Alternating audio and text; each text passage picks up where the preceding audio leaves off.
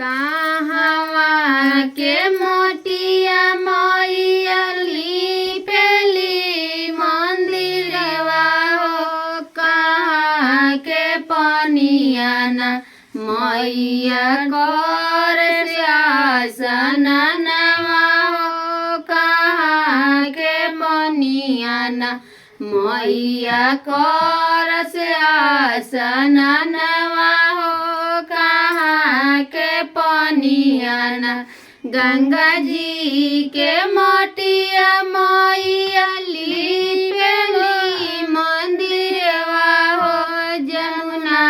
के पनिया ना मैया कर आसनवा हो, जमुना के पनिया ना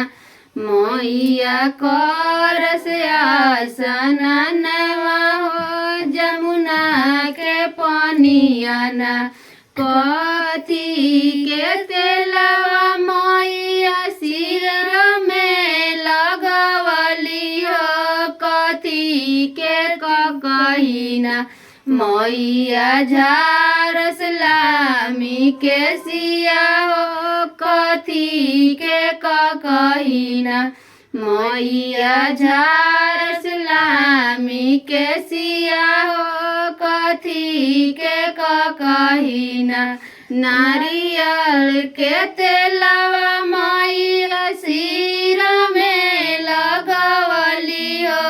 सोने के कहिना मैया झारस लामी के सिया हो, सोने के कहिना मैया झारस लामी के सिया हो, सोने के कहिना कथी के कर से नूरा मैया मांग में लगवली हो, कथी के टिकुलिना मैया माथे पर सजवली हो, कथी के टिकुलिना मैया माथा पर सजवली हो, कथी के टिकुलिना पैसरिया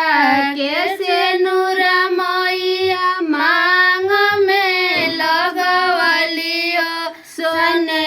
के टिकुलिना मैया माथा पर सजवली हो,